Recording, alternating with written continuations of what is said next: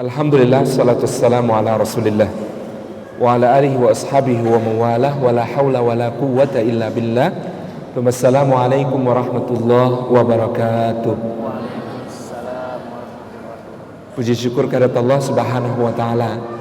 Ikhwan dan akhwat yang dimuliakan Allah, para guru yang dimuliakan Allah, pada kesempatan sore hari ini kita kembali ke satu ayat sakti yang sering terdapat di undangan-undangan pernikahan. A'udzubillahi minasyaitonirrajim.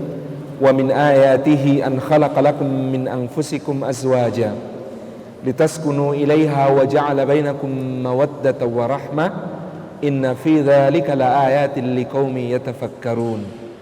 Fasadaqallahul azim. Wa min ayatihi, di antara tanda-tanda kebesarannya Allah Subhanahu wa taala, tanda kebesaran yang senilai dengan penciptaan langit dan bumi, pergiliran malam dan siang, pengisaran angin, awan dan hujan, penciptaan manusia dari seorang lelaki dan seorang perempuan hingga menyebar ke seluruh penjuru bumi, berbangsa-bangsa, bersuku-suku, berbeda warna kulit, berbeda bahasa. Di antara tanda kebesaran itu adalah an khalaqalakum min anfusikum. Sebagaimana itu pula sebagai tanda kebesaran Allah, Dia menciptakan dari anfus kalian pasangan-pasangan. Maka syarat dari seorang yang hendak merawat cintanya sampai ke surga adalah menghormati pernikahan sebagai sebuah tanda kebesaran Allah, seperti dia menghormati penciptaan langit dan bumi, pergiliran malam dan siang, pengisaran angin, awan dan hujan, sampai penciptaan manusia berbangsa, bersuku, berbeda warna kulit dan bahasa itu. Menganggapnya sebagai sesuatu yang sangat tinggi nilainya di sisi Allah, karena dia adalah syariat pertama. Adam dan Hawa di surga itu belum mengadakan akad muamalah seperti jual beli, hutang piutang, pinjam meminjam, apalagi mudharabah, musyarakah gitu ya, yang diajarkan di kampus ini. Tetapi mereka diberi akad oleh Allah dengan akad pernikahan.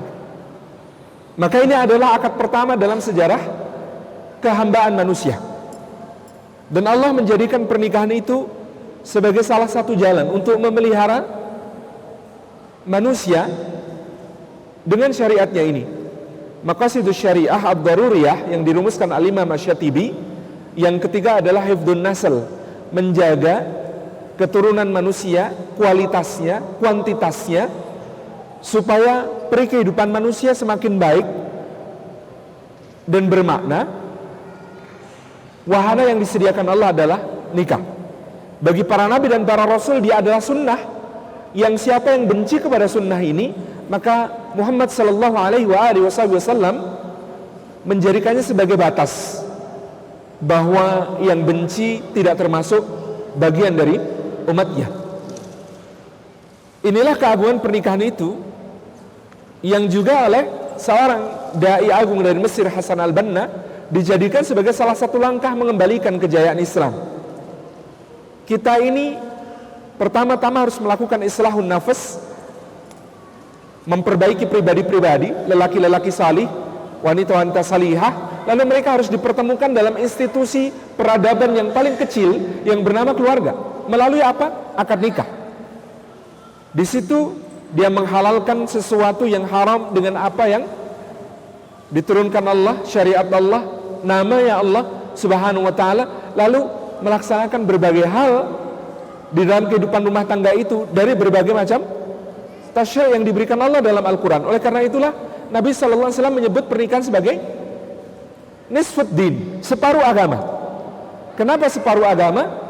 Sebab sebagian besar dari aturan-aturan di dalam agama kita hanya bisa dilakukan oleh orang yang sudah berkeluarga. Dan sebab ia adalah bagian dari keyakinan kepada Allah ketika Allah mengatakan iyakunu fuqara'a yughnihumullahu min fadli. Kalau seorang itu berada dalam kefakiran, maka sungguh Allah yang memberikan kecukupan dengan karunia-Nya melalui pernikahan yang kemudian dia niatkan sebagai ibadah kepada Allah. Jadi satu, pernikahan ini menjadi merawat cinta sampai ke surga kalau kita menghormatinya. memuliakannya.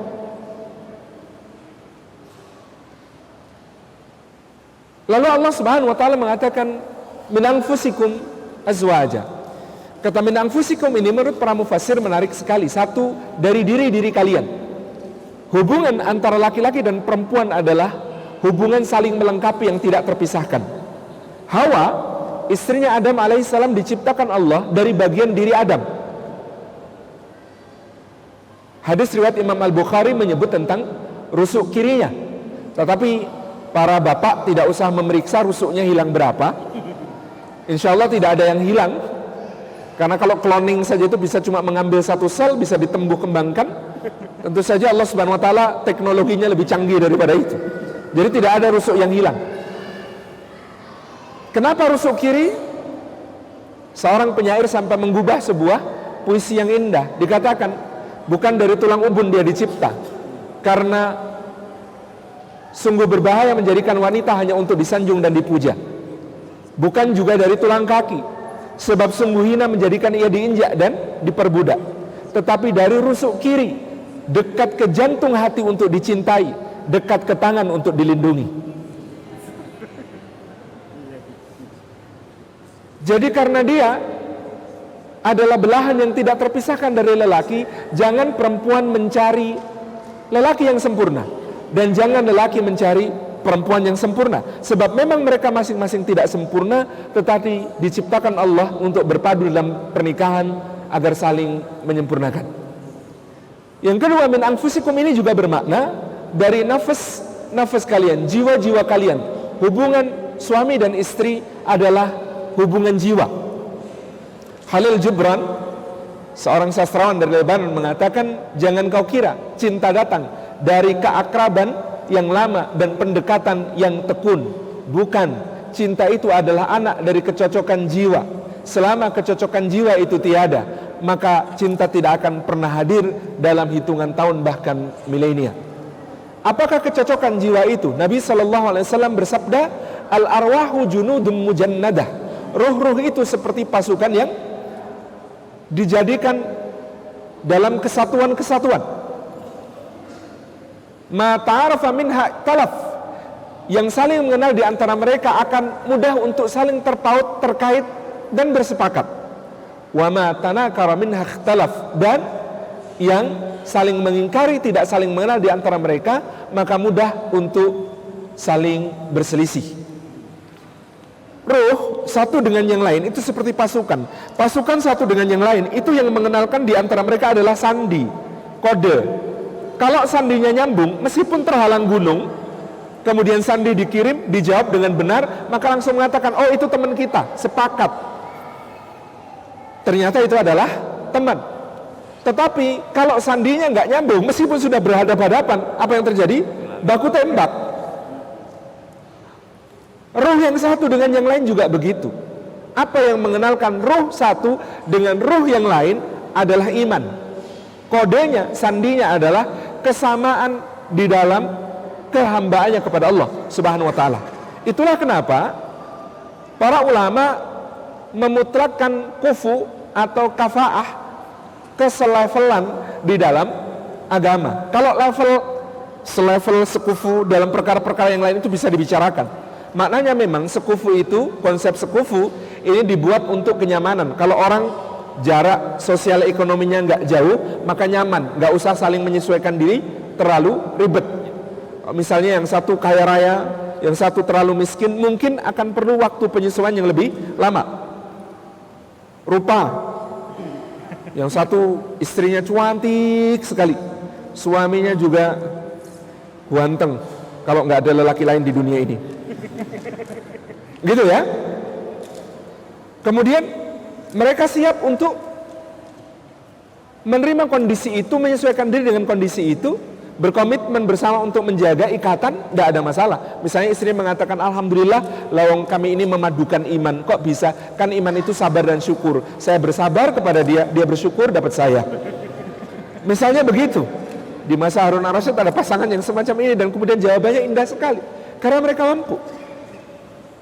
Atau yang sekufu dalam pendidikan, misalnya istrinya S3 lulusan Jerman, suaminya lulusan SD, Bisa nggak?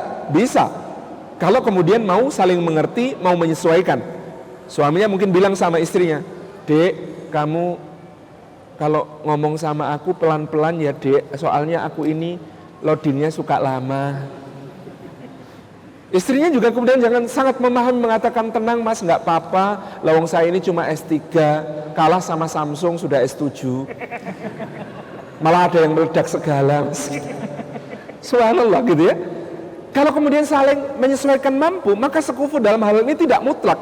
Nggak sekufu nggak apa-apa, yang penting ada komitmen untuk menyesuaikan diri, belajar bersama dan tetap menjaga ikatan. Yang dikhawatirkan kan kadang-kadang kenjomplangan itu disikapi dengan tidak tepat. Istrinya marah kepada suami, lalu terlontar kata-kata misalnya, "Walah mas, kamu kalau nggak dipelihara keluarga aku, udah di kolong jembatan mas," gitu. Misalnya begitu. Yang dihindarkan kan yang seperti ini. Maka yang dimutlakan adalah sekufu dalam din, dalam agama. Karena agama itu cara memandang hidup, cara memandang mati, cara memandang hidup sesudah mati, cara memandang pencipta hidup dan mati, cara memandang yang hidup dan yang mati. Maka dari itu dia seharusnya menjadi prioritas ketika seseorang mempertimbangkan pasangan. Nabi SAW mengatakan, "Fakhtar bidzatid din taribat yadak." Kalau engkau memilih pasangan, maka pilihlah yang memiliki agama, maka akan beruntung dirimu. Saya dulu ditanya juga bingung, kira-kira kriteria yang memiliki agama itu seperti apa? Apakah ilmunya? Saya kira bukan hanya ilmu. Apakah pengamalannya? Saya juga mengira bukan hanya pengamalan, tetapi seperti apa? Akhirnya saya mendapat penjelasan bahwa sekarang gampang aja deh kalau menilai seseorang itu agamanya baik atau tidak. Lihat hubungannya dengan beberapa pihak. 1, Allah. 2, ibunya. 3, teman sebaya. 4, anak kecil. Jadi kalau saya melihat yang 4 itu aja wis. 1, kenapa Allah? Kalau dia nggak setia sama Allah, bagaimana bisa diharapkan setia kepada pasangan?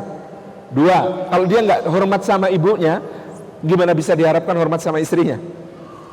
3, kalau dia dengan teman sebaya suka nikung, kalau dengan teman sebaya suka mengingkari janji, kalau dengan teman sebaya suka membuka aib, membeberkannya, kalau dengan teman sebaya tidak amanah gitu ya.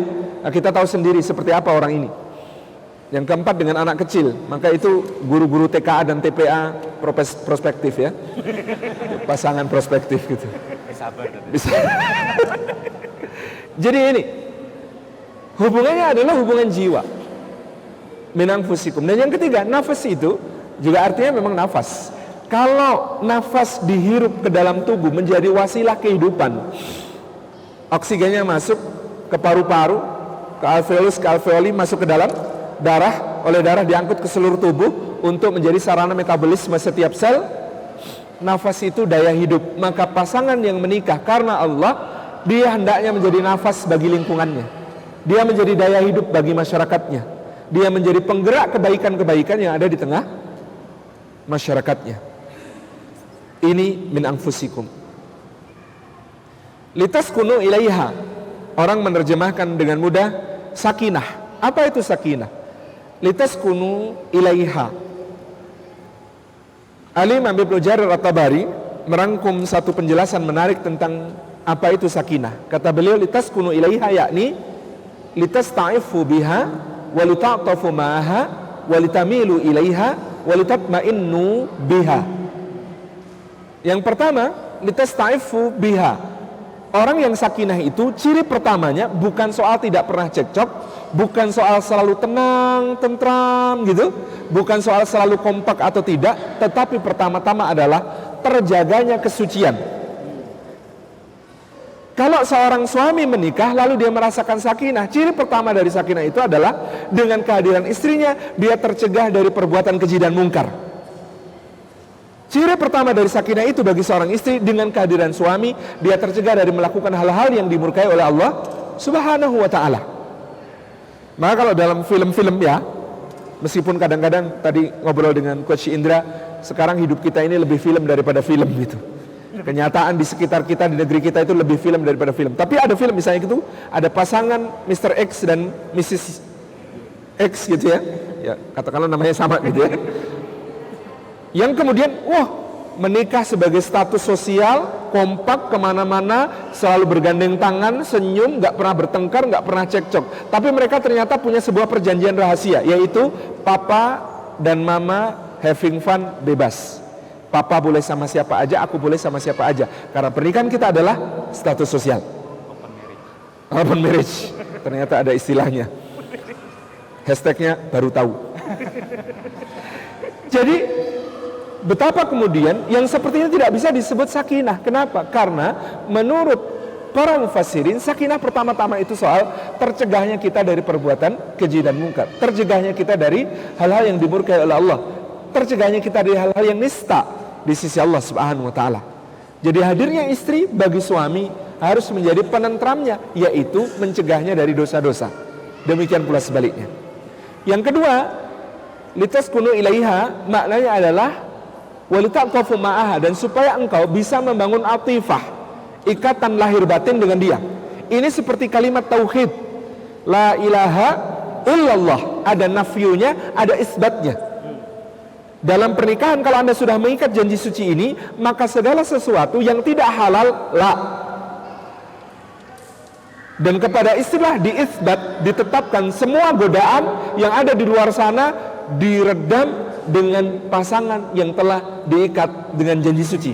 Nabi SAW sampai mencontohkan hal ini dengan sesuatu yang sangat dohir sampai sangat batin.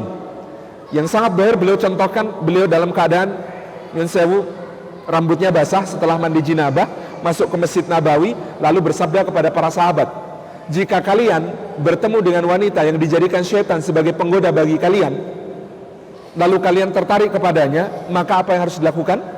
Segera pulanglah temui istri kalian, karena pada istri kalian terdapat segala apa yang ada pada wanita itu, hanya saja lebih suci, lebih berpahala. Godaan bisa di mana saja, Pak. Godaan bisa di kantor, godaan bisa di pasar, godaan bisa di perjalanan, godaan bisa di masjid bahkan. Karena sekarang godaan bahkan hadir di handphone. Godaan bisa di mana saja, tapi di mana menyelesaikan godaan itu?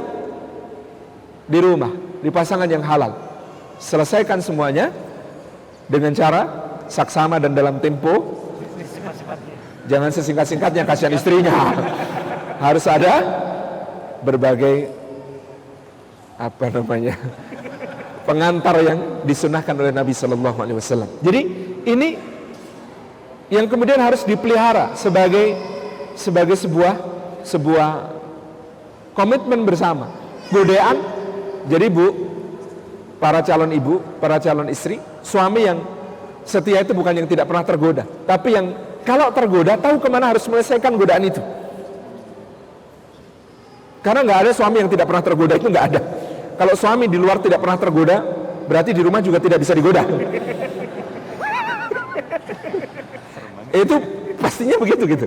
Jadi makanya sampai Rasulullah kemudian mengatakan kalau suami pulang tidak pada saat-saat sesuai jadwalnya, kepulangannya itu karena satu hal tertentu tadi, Rasulullah sampai memerintahkan para istri penuhi hajat suami meskipun sedang memanggang roti, biar meledak juga biarin aja.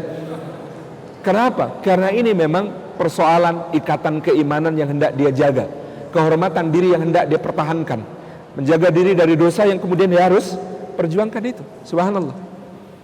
Sedemikian perhatiannya agama ini. Jadi bagi para suami yang sudah menikah, ikrarkan selalu, engkaulah yang tercantik di hatiku. Kalau saya karena kadang-kadang kalau ngisi taklim Ustaz, banyak muslimahnya, akhwat maupun ummahat gitu ya. Saya kadang-kadang kirim pesan ke istri saya. Istriku, di hadapanku ada ratusan bidadari, gemerlapan bagaikan bintang gemintang. Tapi andai kau hadir di sini istriku sayang, mereka semua akan hilang terbenam. Seperti bintang-bintang tak tampak lagi ketika mentari terbit meninggi. Istriku, engkaulah matahariku. Lalu dia menjawab, oh jadi aku panas. Ini gombal yang gagal nih begini. Jadi ini proses untuk mengikat itu, lita'tafu ma'aha. Sakinah itu lita'tafu ma'aha. Dan cinta itu diungkapkan, bapak-bapak yang dirahmati Allah. Kadang-kadang orang menikah karena sudah 5 tahun, 10 tahun, ditanya kapan terakhir mengatakan I love you, lupa, nggak ikat, embuh kapan gitu. Padahal Anda tahu Bapak Ibu yang dirahmati Allah, Allah tahu nggak isi hati Anda? Tahu nggak isi hati Anda? Anda cinta nggak sama Allah? Cinta. Tapi ternyata Allah yang maha tahu isi hati itu masih memerintahkan agar ungkapan cinta kepadanya diungkapkan sehari minimal 17 kali di dalam salat. Kata Ibnu Qayyim al-Jauziyah, Alhamdulillahirabbil alamin ungkapan cinta, Ar-Rahmanir Rahim ungkapan harap, Malik Yaumiddin ungkapan takut. Dengan ketiganya sempurna kehambaan kita. Iya kan? Nah, kalau Allah yang maha tahu saja sehari semalam masih memerintahkan kita mengungkapkan cinta itu 17 kali, maka suami kepada istri, istrinya itu tidak maha tahu loh. Karena kita ini sudah terkena sindrom yang tadi saya sampaikan ke beliau, harusnya dia kan tahu. Jadi kalimat harusnya dia kan tahu, ini kalimat yang tidak produktif di dalam pernikahan, kalimat yang merusak. Kalau Anda menginginkan dia tahu, beritahu dia, ungkapkan. Saya membaca kisah pernikahan para salafus saleh itu kadang takjub.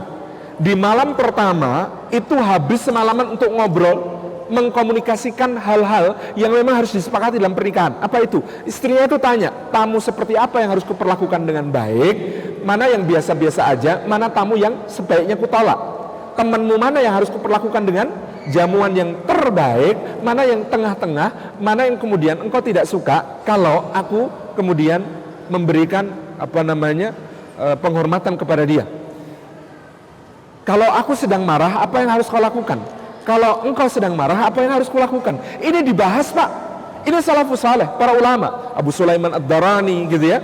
Sampai kemudian juga diceritakan tentang Al-Imam Tajuddin As-Subki, itu begitu. Malam pernikahan itu yang dibahas apa yang kemudian menjadi hal yang dikehendaki pasangan dari dirinya. Ini agar tidak terjebak pada tadi perasaan harusnya dia tahu. Enggak, Pak. 17 kali sehari mengungkapkan cinta kepada Allah minimal. Kalau kepada istri, Masya Allah. Yang ketiga, walitamilu ilaiha. Yang namanya sakinah itu dia cenderung memikirkan, merasakan sesuai dengan apa yang kemudian ada pada istrinya, keluarganya. Dulu waktu bujang, Pak, ada makanan enak, pengen makan, uangnya ada, kebeli, dibeli. Sekarang kalau lihat makanan enak sebagai suami, yang terpikir pertama adalah yang di rumah makan apa ya? Dulu, Pak, ada gadget baru keluar, handphone baru keluar, kamera baru keluar, kepengen, uangnya ada, kebeli, dibeli. Itu kalau masih bujang. Kalau sudah menikah, sebentar, istri kemarin yang perlu dibudgetkan dulu apa ya? Harus diasah terus yang seperti itu. Anda tidak lagi hidup sendiri, Anda hidup sebagai seorang kepala keluarga, sebagai seorang suami yang harus kemudian litamilu ilaiha, terus menerus muyul Anda, kecenderungan Anda kepada pasangan. Kalau ini sudah diatur sedemikian rupa, dibiasakan, dilatih, maka insya Allah litamilu ilaiha ini dampaknya Anda bisa bicara tanpa kata, saling mengerti tanpa bicara. Ada suami berangkat Jumatan, handphonenya ditinggal di rumah. Ini zaman masih handphone hanya bisa SMS-an, belum ada WhatsApp dan BBM yang ada centangnya. Jadi dulu masih SMS-an saja. Si suami pergi Jumatan. Ketika suaminya pergi Jumatan, istrinya bilang lewat handphone meng-SMS, "Bang, kalau pulang nanti tolong beli bakso dekat masjid itu ya, yang dulu langganan kita sebelum ada anak-anak. Kangen nih, nostalgialah mumpung anak-anak belum pulang." SMS-nya begitu. Si suami begitu selesai salam sholat ba'diyah Jumat kepikir, kayaknya enak nih beli bakso buat kejutan buat istri, nostalgia mumpung anak-anak belum pulang. Beli bakso, pulang ketok pintu, assalamualaikum, waalaikumsalam, dibukakan, surprise. Kata istrinya, surprise gimana, orang pesananku. Pesanan gimana, Dek? Aku tuh ngasih surprise loh, Dek. Ya kan aku pesen SMS ke abang, minta tolong beliin bakso buat nostalgia berdua mumpung anak-anak belum pulang. Iya, itu maksudku. Ya aku kan pesen. Aku tuh nggak bawa handphone, Dek. Kamu lihat tuh di kamar, handphoneku lagi dicas di sana. Loh, kok abang bisa tahu kalau aku pesen bakso? Nggak tahu, aku kan mau ngasih surprise. Kok kita bisa nyambung sih? Gitu. Subhanallah. Litamilu ilaiha. Yang terakhir, walitatma'innu biha. Yang namanya sakinah itu adalah itminan, ketentraman yang bukan hanya tentram ketika bersama, tetapi juga tentram ketika harus ada tugas masing-masing, keluar masing-masing, berpisah karena Allah, saling menitip kepada Allah. Karena nyuwun sewu sekarang ini banyak pasangan yang hanya tentram kalau bersama. Kalau berpisah 5 menit sekali dipantau lagi ngapain, di mana, sama siapa. Mobil suami pasangi GPS, handphonenya pasangi penyadap, gitu ya. Karena hanya percaya ketika bersama. Tapi itu mending. Ada yang sebaliknya. Tentramnya kalau berpisah. Tentramnya kalau berpisah. Untung nggak ada ibunya, anak-anak, gitu kata bapaknya. Untung nggak ada suami, kata istrinya. Subhanallah. Enggak, itminan ini. Tentram ketika bersama, saling menguatkan di jalan Allah. Nabi SAW mengatakan Allah merahmati suami yang bangun qiyamul lail, lalu dia bangunkan istrinya untuk qiyamul lail. Kalau istrinya tidak bangun, dia percikkan dengan lembut air ke wajahnya. Dan Allah merahmati istri yang bangun untuk qiyamul lail, lalu dia bangunkan suaminya untuk qiyamul lail. Kalau suaminya tidak bangun, dia kerucuk pakai ember. Beda perlakuan gitu ya. Subhanallah. Ini sebuah hal yang indah, bersama dalam ketaatan, tapi juga bersama di dalam keberpisahan yang sejenak-sejenak, sementara-sementara. Karena kalau kemudian berpisah aja nggak mau, posesif, ini cinta yang nggak sehat juga. Seorang sahabat memerintahkan putranya menceraikan istri. Kenapa? Karena gara-gara istrinya yang sangat posesif. Suami istri ini hubungannya sangat posesif. Berangkat jihad jadi nggak kuat. Berangkat jihad jadi nggak kuat. Aku nggak mampu meninggalkanmu sendiri. Aku nggak mau berpisah sama kamu. Padahal cuma mau berangkat demo 2 Desember gitu ya. Ya Allah, lebay. Nah, maka dalam saat berpisah juga ada ketentraman itu. Kenapa? Saling titip sama Allah. Gerakan anti korupsi itu bisa dimulai dari rumah di pagi hari. Dengan istri-istri yang tiap melepas suami berangkat kerja, cium tangannya, suami menempelkan hidungnya ke ubun-ubun istri, mendoakan, lalu istrinya berkata, Mas, jangan bawa yang haram pulang ya Mas, yang halal saja. Insya Allah kami ini kalau disuruh sabar menghadapi lapar masih kuat Mas, tapi kalau disuruh sabar kepada api neraka nggak akan kuat Mas. Selamat berjuang abang sayang, I love you, I love you, I love you. Ini gerakan anti korupsi bisa dimulai dari rumah kan seperti ini. Karena gerakan pro korupsi juga banyak berasal dari rumah di pagi hari. Mas tahu nggak Mas, sebelah itu cuma eselon 3 loh Mas, mobilnya 5 tahun ini sudah ganti 2 kali. Mas tuh eselon 2 Mas, malu aku mobil butut itu Mas. Kalau orang Sentul solihah beda. Jadi Bapak Ibu yang dirahmati Allah, sakinah, karena hal-hal ini dibangun dengan positif.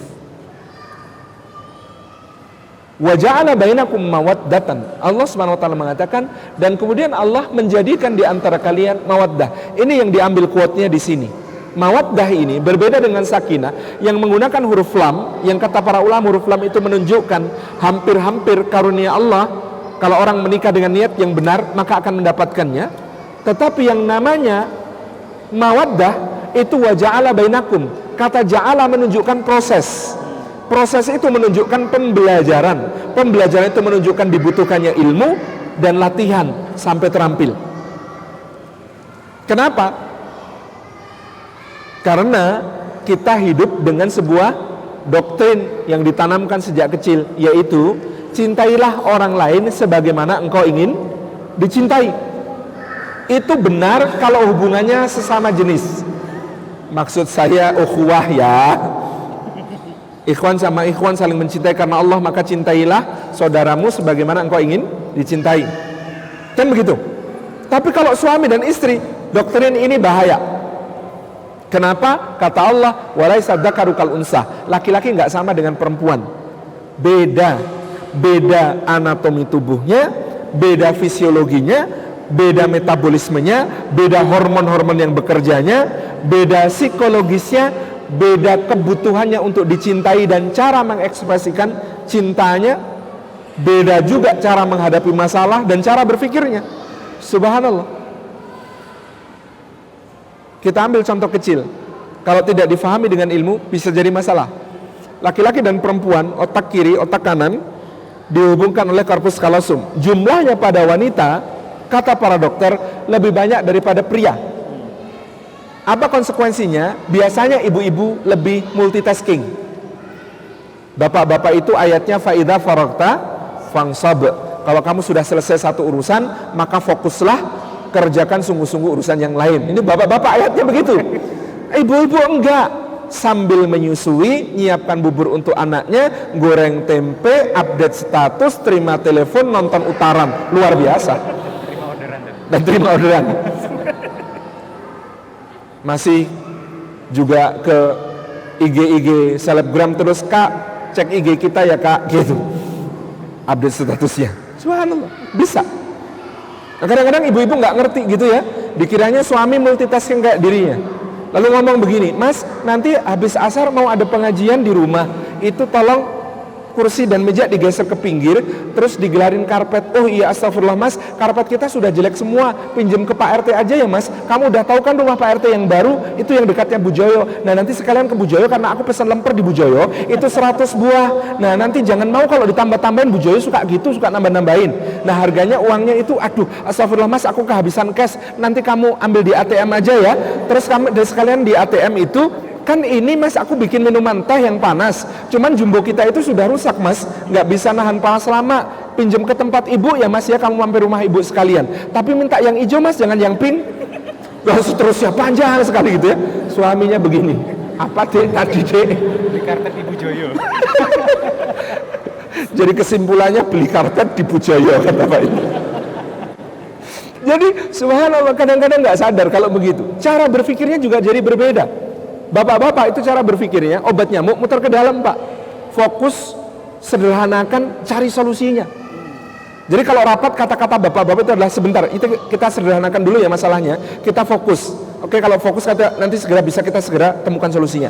Itu bapak-bapak. Kata ibu-ibu itu obat nyamuk muter keluar Pak. Dihubungkan dengan berbagai macam hal. Korelatif cara berpikirnya. Maka kata ibu-ibu, jangan menyederhanakan masalah Mas, dengarkan dulu penjelasanku, semua ada hubungannya loh. Kan nggak nyambung. Subhanallah. Maka ada suami yang mengeluh, Ustaz, istri saya kalau marah histeris Ustaz. Kok histeris? Histeris maksudnya? Bukan, histeris maksudnya. Lah kalau dia marah atas kesalahan saya pada saat itu, dia bisa menyebutkan kesalahan saya sejak awal pernikahan. Lengkap. Mas, kamu tuh dari dulu memang gitu. Ingat gak waktu itu? Subhanallah. Beda cara berpikirnya. Mengatasi masalahnya juga berbeda. Laki-laki ketika dihadapkan pada tekanan berat, apa yang dilakukan? Menyendiri, berkontemplasi, merumuskan solusi. Ibu-ibu apa yang dilakukan ketika ada masalah? Mencurahkan isi hati, meminta dimengerti, difahami. Dan kalau sudah seperti itu, 90% masalah selesai. Solusi itu bagian kecil. Yang lebih besar adalah proses bahwa dia mengerti apa yang ada terjadi, dia memahami, dia kemudian berada di sisi kita. Gitu kan? Tambah kadang-kadang ada menangisnya gitu. Maka suami yang nggak ngerti ilmu tentang pernikahan, ilmu tentang cinta akan mengatakan, buat apa nangis? Nangis itu nggak menyelesaikan masalah. Loh, siapa yang mau cari selesai masalah? Memang cuma mau nangis kok. Ya, itu. Subhanallah, beda Pak. Maka ada suami pulang kantor, tasnya dilempar, tubuhnya dihempaskan ke sofa, kepalanya begini. Kan pasti ada masalah. Istrinya tanya, duduk di sampingnya, Mas, ada masalah apa? Dan jawaban semua suami di dunia sama Pak. Enggak kok Dik, enggak ada apa-apa. Istrinya kan ngejar, Mas, aku kalau ada masalah kan juga cerita sama kamu. Masa kamu enggak mau cerita sama aku? Istrinya bermaksud baik, dia kalau ada masalah curhat. Dia harap suaminya juga mau curhat sama dia, kan gitu, biar enteng gitu. Suaminya juga bermaksud baik. Apa maksud baik suami? Istri saya sudah banyak masalahnya, kalau saya ceritain masalah kantor nambahin beban pikiran dia, kasihan. Enggak kok Dek, ini enggak usah kamu tahu, ini masalah kantor, biar aku aja yang mikirin. Maksudnya baik kan? Istrinya mengatakan apa? Jadi kamu enggak percaya Mas sama aku? Bagi suami enggak cerita itu karena enggak ingin menambah beban istrinya. Bagi istri nggak cerita berarti nggak percaya. Masalah kan? Karena nggak ada ilmunya. Ibu-ibu ngeluh lagi. Saya itu merasa nggak dimengerti, nggak difahami. Karena suami kurang di dalam mendengarkan, menyimak. Kan ceritanya istri kadang-kadang memang membuat kita ingin segera lompat ke solusi gitu. Aku capek banget mas hari ini, ya Allah, cucian numpuk, piring gelas kotor semua, tamu berdatangan nggak selesai-selesai, anak-anak rewel, pada sakit, tetangga juga rese, nggak tahu hari ini kenapa. Capek mas, capek gitu. Suaminya sambil tetap pegang handphone atau pegang koran, jump to conclusion. Oh, istri saya susah yang ngurusin rumah. Lalu dia tawarkan solusi. Sabar ya dek, bulan depan insya Allah kita cari pembantu. Solutif Pak. Kalau istri kesulitan ngurusin rumah, carikan pembantu. Yes, kata istri, jadi pengorbananku selama ini kau anggap tidak lebih dari kerjaan seorang pembantu. Tega kamu mas. Nyambung. Subhanallah. Ibu-ibu juga mengeluh karena kecerdasan linguistiknya ibu-ibu itu lebih tinggi. Sehingga apa yang terjadi? Ibu-ibu kadang bicara kalimat tidak langsung. Mas, aku harus masak loh, anak-anak belum dijemput. Itu maksudnya apa? Tolong jemput anak-anak. Maaf bu, lelaki tidak secerdas itu menangkap maksudnya. Jadi kalau kalimat seperti itu dibalas dengan kata-kata nggak apa-apa Mi, paling mereka nanti pulang sendiri gitu. Jangan tersinggung bu gitu. Kenapa? Nggak paham. Saya sendiri pernah mengalami tragedi kalimat tidak langsung. Di awal pernikahan, naik motor berdua sama istri lewat sebuah rumah makan. Dia tanya, yang lapar enggak? Saya bilang enggak. Jalan lagi itu, lewat rumah makan berikutnya dia tanya, beneran belum lapar? Saya bilang, belum, alhamdulillah. Jalan lagi ngurus beberapa keperluan, pulang ke rumah dia tuh sudah gemeteran masak mie instan di dapur. Saat itulah di depan kompor yang menyala itu saya berlutut di hadapannya. Kok kamu nggak bilang kalau kamu yang lapar? Kan tadi gampang kamu bilang aku lapar ya mas, yuk kita makan. Kalau gini kan ya Allah aku sedihnya nggak hilang-hilang dikit. Subhanallah ya, beda gitu. Tapi ibu-ibu komplain lagi, saya sudah itu kalimat langsung tapi tetap nggak jalan. Gimana bu? Mas, nanti mau ada arisan, tolong ruang depan dibersihkan. Ya, 45 menit kemudian posisinya masih sama. Nggak jalan ya, kalimat langsung tetap nggak jalan. Gimana? Oh, ini ada ilmunya bu. Ilmu menaklukkan lelaki. Kalau anda meminta sesuatu kepada lelaki, usahakan posisinya sejajar. Kalau dia lagi duduk, jangan bicara padanya sambil berdiri. Duduklah di sampingnya, tatap matanya, dan katakan, Mas, tolong ruang depan disapu dong, mau ada arisan. Kalau dia bilang ya, jangan langsung pergi, tetap di situ, tatap wajahnya sambil tersenyum. Itu kalau dia lagi pegang koran akan kemudian mengatakan, nengok sedikit, iya ya. Ada proses gitu ya. Ternyata saling memahami betapa tidak mudahnya. Ini yang disebut sebagai mawaddah. Perlunya ilmu hanya dalam satu sisi saja. Soal mawaddah ini, soal komunikasi, soal perbedaan lelaki dan perempuan, kita memerlukan ilmu yang sangat banyak. Bagaimana soal-soal yang lain, yang lebih jauh dalam daripada itu. Sampai pada soal mawaddah ini nanti kaitannya dengan erotic romantic love. Karena itu kaitannya dengan apa yang harus dilakukan di tempat tidur sebagai suami dan istri. Ada ilmunya yang harus difahami betul-betul. Syahwatnya lelaki itu kayak gunung mau meletus. Makin cepat meletus makin baik, agar tekanannya tidak kemudian makin membahayakan. Perempuan tidak. Syahwatnya itu kayak mendaki gunung. Jadi dinikmati pelan-pelan sedikit demi sedikit. Itu kan nggak nyambung sebenarnya. Yang sini pengen segera gitu ya. Yang sini menikmati proses. Maka selalu perlu ilmu. Subhanallah, yang seperti ini kemudian tidak banyak kemudian orang yang mau belajar, orang yang mau melatih keterampilan, orang yang mau kemudian mengasah kemampuan. Jadi ini PR-nya, ilmunya banyak. Nanti harus ikut acara ini, Merawat Cinta Sampai Surga, FLS. Jadi hari ini cuma opening. Warahmah, dan terakhir adalah rahmah. Rahmah itu apa? Cinta yang hanya memberi tak harap kembali bagi sang surya menyinari dunia. Karena rahmah ini memahami sebelum dijelaskan, mencoba untuk mengerti dan memberikan permakluman, meskipun dia tidak harus memaafkan terlebih dahulu sebelum diminta rahmah, dan kemudian menyajikan diri yang terbaik kepada pasangan. Bapak-bapak, mohon maaf, upayakan menjadi bapak-bapak yang pulang dalam keadaan lebih baik daripada ketika pergi. Berangkat ke kantor rapi enggak? Kalau pulang? Enggak. Saya ini tahun 2005 bikin survei persepsi anak pegiat dakwah terhadap aktivitas orang tuanya. Shocknya 30% mengatakan saya gede nanti enggak mau jadi kayak Abi dan Umi, enggak mau jadi kayak Abah dan Umi, mau jadi orang biasa-biasa aja. Why? Karena Abi dan Umi sibuk. Kalau pulang udah enggak sempet nemenin aku main, nemenin aku ngerjakan PR. Jadi Anda bayangkan, yang salah bukan dakwahnya, yang salah sikap ketika pulang.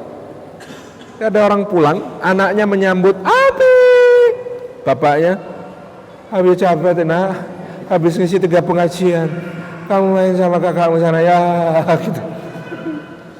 Persepsi anak terhadap pengajian akan sangat negatif. Bandingkan dengan Nabi SAW. Ada sunnah yang kita lupakan. Nabi itu kalau pulang dari jihad itu tidak langsung masuk kota Madinah. Beliau memerintahkan para sahabat apa? Ngecamp dulu di luar kota Madinah semalam. Untuk apa? Mandi, Pak. Pulang jihad itu mandi harus bersih, pakai pakaian terbaik, pakai wangian, pangkas yang perlu dipangkas, cukur yang perlu dicukur. Lalu kirim utusan ke Madinah supaya para istri juga tahu suaminya mau pulang. Itu kalimatnya vulgar, Pak. Kata Nabi SAW, agar para istri yang akan menyambut kepulangan suaminya sempat mencukur rambut kemaluannya. Sampai seperti itu. Jadi bagaimana kemudian dipersiapkan pulang ini sebagai momen istimewa. Jadikan pulang Anda itu sebagai momen istimewa. Jadi istri juga menyiapkan masakan terbaik yang paling disukai suami, rumah bersih gitu ya, pakaian istri juga rapi, kalau perlu gaun pengantin dipakai lagi, kalau masih cukup dan dulu tidak nyewa gitu ya. Dalam keadaan seperti itu pulang itu 100%. Persepsi keluarga anak-anak terhadap jihad itu positif. Kenapa? Karena mereka melihat bapaknya pulang fresh, seger, bahkan lebih ganteng daripada berangkatnya, dan masih kuat untuk dijadikan apa? Dijadikan kuda-kudaan. Nabi SAW itu pulang dari jihad langsung disuruh merangkak sama Hasan Hussein, dinaikin ke punggungnya, diajak keliling ruangan. Abu Hurairah sampai mengatakan, ya Rabbi, nak, itu tungganganmu tunggangan paling mulia di seluruh langit dan bumi. Yo kanjeng Nabi yo gitu. Terus kemudian Nabi SAW masih menyaut, dan penunggannya adalah pemuda-pemuda penghuni surga. Subhanallah. Sampai keadaan demikian. Hari ini Pak, ngisi pengajian di mana-mana tentang anak-anak itu, semua keluhan orang tua adalah anak-anak kita lebih akrab dengan gadget, lebih kecanduan berbagai macam permainan di handphone dan lain sebagainya daripada kelekatan dengan orang tuanya. Oh, itu sebenarnya karena satu hal saja. Orang tuanya sudah mulai kalah asyik ketika disentuh-sentuh dan dipencet-pencet daripada gadget. Los untuk tentang rahmah ini, saya itu sampai kemudian harus menciptakan mengkreasi beberapa alat permainan yang bisa dibuat dari tubuh saya untuk anak saya. Jadi sejak Hilma kecil dulu, kemudian saya tawarkan, nak, ayunan itu begini. Dia duduk di sini sampai capek. Bagus untuk latihan otot bicep dan tricep. Kemudian dia nanti bilang, bah, jungkat-jungkit itu kaki selonjor di kursi, dia duduk di ujung kaki, angkat turunkan, bagus untuk otot perut. Kemudian dia minta, bah, kamu diputar, bah. Apa itu artinya? Dijunjung dengan tangan kanan, pegang dengan tangan kiri, muter sampai capek. Alat-alat permainan apapun kita ciptakan untuk anak kita, sampai kita ini dipencet-pencet dan disentuh-sentuh lebih asyik daripada gadget. Ini luar biasa dampaknya, Bapak Ibu yang dirahmati oleh Allah Subhanahu wa taala. Dan bapak-bapak nggak perlu ngabisin waktu di gym, malah dilirik-lirik orang sesama jenis lagi. Bukan pengalaman pribadi. Jadi ini proses bagaimana kita, teman-teman, ibu-ibu, bapak-bapak, menumbuhkan tadi penghormatan kepada institusi pernikahan, menyadari kesejiwaan min anfusikum, sakinah, mawaddah, dan rahmah. Karena waktunya sudah jam 4:30 lebih, saya pamit. Mudah-mudahan lain waktu bisa kita sambung. Ingin sekali menyimak ilmu dari Coach Indra, tapi mudah-mudahan saya simak nanti, cari di YouTube ataupun artikel-artikel tulisan beliau di Google, insya Allah. Itu ya. Mudah-mudahan Allah senantiasa memberkahi antum semuanya. Dan ya, ini kan banyak yang belum menikah. Apa yang bisa Ustaz Salim kasih nasihat lah buat mereka nih yang masih menanti pasangan? baik, menikahlah. Ini nasihat beneran ini. Jadi kalau belum menikah, menikah. Akhwat itu saya sering dapat. Terus akhwat ikhtiarnya gimana Ustaz? Saya katakan kepada antum, akhwat itu diberi jalan ikhtiar dengan wali. Anda harus mengingatkan wali Anda, bapak Anda, kakek Anda, paman Anda, kakak Anda, abang Anda, atau bahkan adik Anda, bahwa mereka punya kewajiban bukan cuma jadi juri. Jadi juri itu, kamu udah punya calon belum? Mana? Tak nilai sini. Enggak. Mereka tugasnya bukan cuma juri, tugas mereka panitia. Panitia itu berburu peserta juga, gitu ya. Panitia tugasnya berburu peserta. Maka Anda bisa ngomong sama kakak, abang mulai sekarang, mas, tukeran temen yuk. Maksudnya gimana dek? Temenku buat mas, temen mas buatku. Skenario nanti kita atur. Kan bisa begitu. Terus ngomong sama bapak, gitu ya. Bapak nanti kalau pergi Jumatan tolong perhatikan sofa awal. Kalau ada yang potensial ajak makan siang ke rumah. Kan gitu. Kakek juga silakan, boleh kak, nanti kalau ke masjid gitu ya, tolong ya temennya yang ada di sofa awal ajak ke rumah ya, tapi jangan yang seumur kakek gitu kan. Ikhtiar ini terbuka, monggo gitu ya, kita bisa jalankan, silahkan. Ini ahsan, insyaallah. Demikian, Allah alam.